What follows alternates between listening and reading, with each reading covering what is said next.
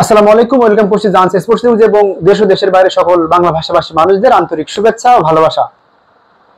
দর্শক, এই মুহূর্তে বাংলাদেশ ক্রিকেটের নিয়ে যে বিষয়টা সবচেয়ে বেশি আলোচনার কেন্দ্রবিন্দু, সেটা হচ্ছে বাংলাদেশ ক্রিকেটের পাওয়ারফুল শক্তিশালী পিচ ক্রিকেটার, শ্রীলঙ্কার একজন first class cricketer Gamini D Silva. দর্শক, 13 বছর ধরে এই মানুষটি বাংলাদেশ ক্রিকেটের যে পিচ ক্রিকেটারের দায়িত্ব পালন করেছেন। তার সফলতা, বিফলতা এবং তাকে নিয়ে যে নানান সময় আলোচনা সমালোচনা আসে বাংলাদেশ ক্রিকেট বোর্ডে, আসলে তিনি থাকছেন কিনা, কন্টিনিউ করবেন কিনা। টনি হেমিং, তিনি বাংলাদেশ ক্রিকেট বোর্ডে নতুন চুক্তিবদ্ধ একজন পিচ ক্রিকেটার, 9 লক্ষ টাকা বেতনে এই মানুষটিকে বাংলাদেশের পিচ ক্রিকেটারের দায়িত্ব দেওয়া হয়েছে এবং তিনি দ্বিতীয়বার বাংলাদেশে এসে আজই মিরপুর হোম অফ ক্রিকেটে শাকসবজির চাষ দেখছেন। মিরপুর হোম অফ ক্রিকেটের কোনো এক মাঠের সাইডে, আপনি ভুল শুনছেন না। মিরপুর হোম অফ ক্রিকেটে বাংলাদেশ ক্রিকেটের কিংবা বাংলাদেশের দেশের বাইরের ভাবমূর্তির উজ্জ্বল করার জন্য একটা ইন্টারন্যাশনাল প্লেস এই মিরপুর হোম অফ ক্রিকেট। সেই মিরপুর হোম অফ ক্রিকেটে কে বা কারা কাদের ইশারায় পুঁইশাক রোপণ করা হয়। এসব পুঁইশাক, শাক, এই সমস্ত আসলে আমাদের শরীরের জন্য খুবই উপকার। তবে এগুলো আসলে যখন একদম ইন্টারন্যাশনাল মাঠে, ইন্টারন্যাশনাল জায়গায় এগুলো রোপণ করা হয়, তখনই আসলে আপনার আমার ভিতরে প্রশ্ন আসার জন্য খুবই স্বাভাবিক ব্যাপার। মিরপুর হোম অফ ক্রিকেটে খেলা হবে ক্রিকেটের, আলোচনা হবে ক্রিকেটের।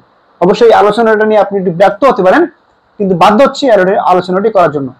মিরপুর হোম অফ ক্রিকেটে ক্রিকেট না, এখন পুঁইশাক চাষ হয়, শাকসবজি চাষ হয়। তারা চাষ করে, কাদের ইশারায় এই মিরপুর হোম অফ ক্রিকেটে আপনারা শাক রোপণ করেন, সেই প্রশ্ন আসার জন্য খুবই স্বাভাবিক ব্যাপার। দর্শক, গামিনী ডি সিলভার সঙ্গে বাংলাদেশ ক্রিকেট বোর্ডের আরো 1 বছরের জন্য চুক্তি নবায়ন করলেন।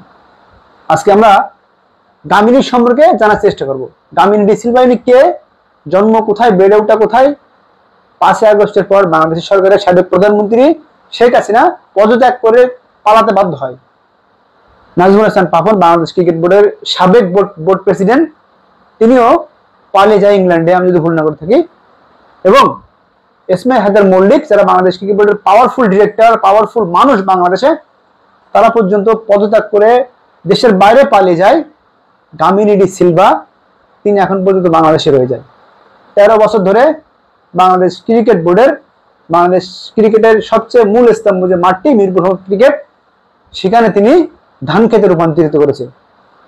কয়েক বছর আগে কিংবা কয়েক মাস আগে অনেকগুলো গণমাধ্যম এই মিরপুর হোম ক্রিকেটের ধান খেতের রূপান্তরিত করা, ধান খেতে বানানোর উপাধি দিয়েছিলেন, নিউজ করেছিলেন।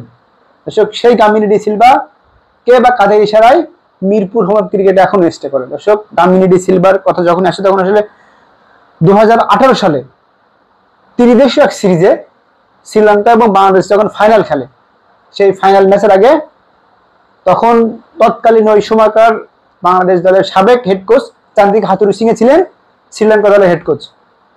এবং ওই ফাইনাল ম্যাচের আগের দিন রাতে গামিনী এবং চান্দিকা হাথুরুসিং তারা কোনো এক জায়গায় প্রায় 1.5 ঘন্টার উপরে মিটিং করে। অর্থাৎ কালকের ম্যাচের, অর্থাৎ ওই 18 সালের ওই যে ত্রিদেশীয় সিরিজের ফাইনাল ম্যাচে, কালকের ম্যাচে একাদশ কেমন হতে পারে, বাংলাদেশ দলের উইকেট কেমন হতে পারে, উইকেটের আচরণ কেমন হতে পারে। এবং তিনি খেলার আগের দিন রাত্রে উইকেটে আশেপাশে পানি দেওয়ার কোনো কথা থাকে না, আইসিসির রুলস অনুযায়ী। তিনি শ্রীলঙ্কাকে সুবিধা দেওয়ার জন্য, ভুল শুনছেন আপনি, তিনি তো শ্রীলঙ্কান, দেশের প্রতি টানটার কাজ করবেই।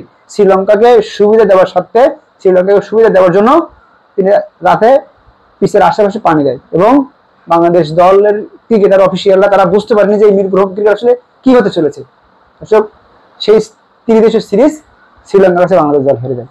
18 সালে বাংলাদেশের ক্রিকেটের ভিতরের তথ্য গামিনী ডি সিলভা শ্রীলঙ্কান যে তৎকালীন হেড কোচ চান্দিকা হাথুরুসিংকে যে মানুষটি দিয়ে দেয়।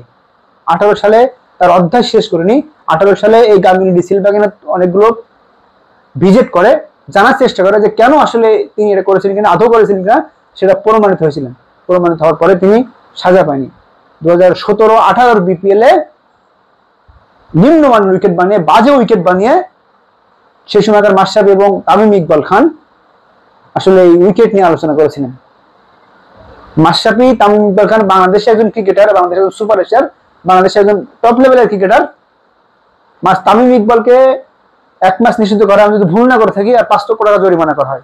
কামিনী সিলভা যে মিরপুর হোম অফ ক্রিকেটকে ঘাস বানিয়ে দিয়েছে, ঘাস বানায়, তার নামে যে নানান ধরনের অভিযোগ আসে, সেই অভিযোগের পরিপ্রেক্ষিতে কামিনী সিলভার সাজা পায় না, কামিনী সিলভাকে জরিমানা করায় না, তামিম ইকবাল খানদেরকে জরিমানা করা হয়।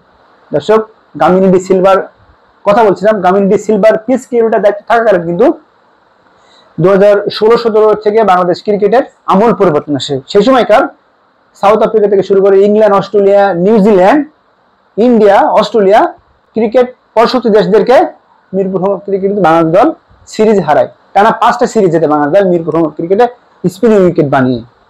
দর্শক, কামিনী সিলভা যে একেবারে খারাপ একজন মানুষ, খারাপ একজন পিস ক্রিকেটার, সেটাও কিন্তু বলার কোনো অপেক্ষা রাখেন। তবে এখানে সবচেয়ে মূল কথা যেটা বলার, আপনাকে আমাকে বুঝতে হবে, কামিনী সিলভা একজন শ্রীলঙ্কার মানুষ, একজন শ্রীলঙ্কার ব্যক্তি। তিনি বাংলাদেশে এসে এত পাওয়ার তিনি কোথায় পায়, এত ক্ষমতা তিনি কোথায় পায়, সে প্রশ্ন আসবেই। কামিনী সিলভার থেকে, কামিনী সিলভাকে যারা পেছন থেকে লিড দেয়, কামিনী সিলভাকে যারা পেছন থেকে আস্কারা দেয়, কামিনী সিলভাকে যারা বাংলাদেশ থেকে সরায় না, এই মানুষগুলো কারা, এই মানুষগুলো কারা, সেটা আসলে খুঁজে বের করা দরকার। দর্শক, যেমনটা বলছিলাম, কামিনী সিলভার এই পাওয়ার কোথা থেকে আসে, এই ক্ষমতা কোথা থেকে আসে, সেটা আসলে আমাদের ভাবতে হবে। বাংলাদেশ ক্রিকেট বোর্ডে যারা অফিসিয়াল আছে, যারা বোর্ড কর্মকর্তা আছে, তাদের হয়তো এখন ভাবার সময় হয়েছে। টনি হেমিং, তাকে 9 লক্ষ টাকা বেতন দিয়ে আনা হয়েছে, অস্ট্রেলিয়ান পিস ক্রিকেটার, দুনিয়ার কয়েকজন সেরা পিস ক্রিকেটারের ভিতরে এই টনি হেমিং। তিনি আসলে বাংলাদেশ ক্রিকেটে আমূল পরিবর্তন করে আনবেন কিনা, আমূল পরিবর্তন করতে পারবেন কিনা, সেই প্রশ্ন আসা, সেই আশা প্রত্যাশা আমরা করবো। তবে বাংলাদেশ ক্রিকেট বোর্ডের বর্তমান যে বোর্ড প্রেসিডেন্ট আমাদের বুলবুল স্যার, তিনি যখনই দায়িত্ব ছাড়বেন, 2-3 মাস পরে তিনি দায়িত্ব ছাড়বেন, কিংবা কয়েক মাস পরে তিনি দায়িত্ব ছাড়বেন, দায়িত্ব ছাড়াকালীন তিনি নিশ্চয় চাইবে না তার ঘাড়ে এই ধরনের দোষারোপ আসুক। এই ধরনের দোষ তাকে দিক বাংলাদেশের মানুষ, কিংবা অন্যান্য প্ল্যাটফর্ম কিংবা বোর্ড কর্মকর্তারা আছে, তারা এই ধরনের অপবাদ নিয়ে আমিনুল ইসলাম বুলবুল স্যার, আইসিসির গেম ডেভেলপমেন্টের কাজ করা বাংলাদেশে একমাত্র ক্রিকেটার, তিনি সাবেক ক্রিকেটার, সাবেক অধিনায়ক, বাংলাদেশ ক্রিকেটের বর্তমান বোর্ড প্রেসিডেন্ট আমিনুল ইসলাম বুলবুল স্যার হয়তোবা এই বিষয়ে তদন্ত করবেন। কেন কামিনী সিলভাকে সরানো হচ্ছে না, কিংবা কেন কামিনী সিলভাকে চাকরিচ্যুত করাচ্ছে না, কিংবা কেন কামিনী সিলভাকে মিরপুর হোম অফ ক্রিকেট থেকে অন্য কোনো ভেন্যুতে দেওয়ার কথা তিনি বলেছিলেন বুলবুল স্যার, আমি যদি ভুল না করে থাকি, আমি সেই সংবাদ সম্মেলনে ছিলাম, তিনি বলেছিলেন যে কামিনী সিলভাকে মিরপুর হোম অফ ক্রিকেট থেকে অন্য কোনো মাঠে, অন্য কোনো জায়গায় তাকে দেওয়া হবে। দর্শক, ধানমন্ডির 4 নম্বর একটা মাঠ আছে, সেখানে টার্ফ উইকেট বানিয়েছিলেন তিনি সিমেন্ট বালি দিয়ে, সেই উইকেটটি ভেঙে চুরে তছনছ অবস্থা। ক্রিকেটাররা সেখানে ব্যাটিং বোলিং কিছুই করতে পারে না এখন পর্যন্ত। অযোগ্য কামিনী সিলভা আসলে বাংলাদেশে আর কতদিন কন্টিনিউ করবে, অযোগ্য কামিনী সিলভা বাংলাদেশে আর কতদিন স্টে করবে, সেটা এখন দেখার বিষয়। বাংলাদেশ ক্রিকেট আদৌ আসলে এই উইকেট শূন্যতায়, বাংলাদেশ ক্রিকেট যখন এয়ারওয়েতে ট্যুর করে, অস্ট্রেলিয়া, ইংল্যান্ড যখন ট্যুর করে, অস্ট্রেলিয়া তো ইনভাইট করে না, ইংল্যান্ড ইনভাইট করে না, মাঝে মধ্যে যদিও করে কয়েক বছর পর পর, তখন আসলে ওই ধরনের উইকেটে বাংলাদেশ ক্রিকেটাররা, বাংলাদেশ ক্রিকেট প্লেয়াররা মানিয়ে নিতে পারবে কিনা, এই উইকেটে প্র্যাকটিস করে, সেই প্রশ্ন আপনার আমার মনে ঘুর খাওয়ার জন্য খুবই স্বাভাবিক ব্যাপার। দর্শক, কামিনী সিলভা আসলে একজন মানসম্মত পিচ ক্রিকেটার কিনা, 13 বছরের অধিক সময় বাংলাদেশ ক্রিকেটে তিনি দায়িত্ব পালন করেছেন, তারা কি দেওয়ার আছে বাংলাদেশ ক্রিকেটে, কি দিতে পারে তিনি, কি দেওয়ার জন্য এখনো তাকে রাখা হয়েছে, সেই প্রশ্ন আপনারা আমার মনে ঘুরবেই। সে আলোচনা আরো বেশ কিছুদিন জন্য চলতে থাকবে। সবাই ভালো থাকবেন। জানছি স্পোর্টস নিউজ, আবির আহমেদ, ঢাকা।